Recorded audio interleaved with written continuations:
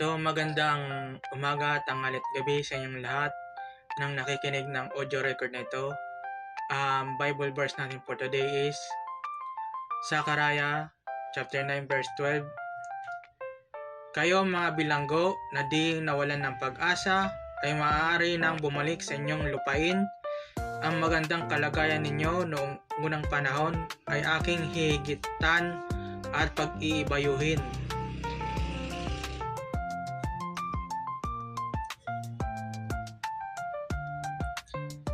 Isaiah 61 verse 7.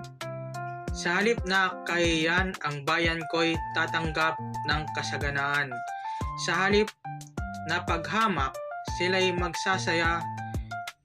Sa kanilang minana, magiging doble ang inyong kayamanan at ang inyong kagalakay magpasawalang hanggan.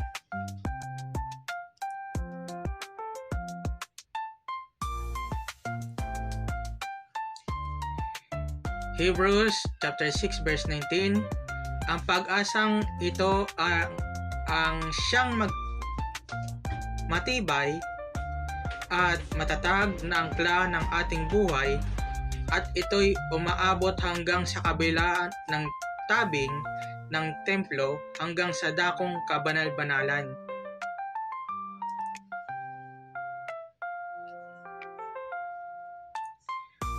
John chapter 16 verse 33.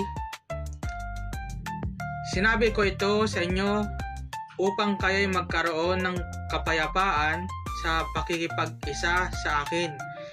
Magdaranas kayo ng kapighatian sa mundong ito, ngunit tibayan ninyo ang inyong loob na pagtagumpayan ko na ang sanlibutan.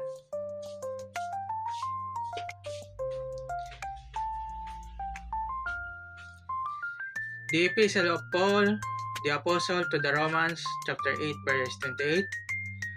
Alam natin na sa lahat ng bagay, gumagawa ang Diyos para sa ikabubuti ng mga umiibig sa Kanya, na Kanyang tinawag ayon sa Kanyang layunin, sapagkat alam na ng Diyos noong paman kung sino-sino ang Kanyang magiging mga anak.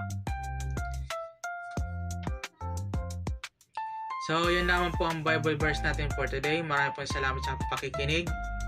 Paki-share, like, and support na rin po itong audio record na ito. Maraming po salamat. Yun lamang po, and God bless.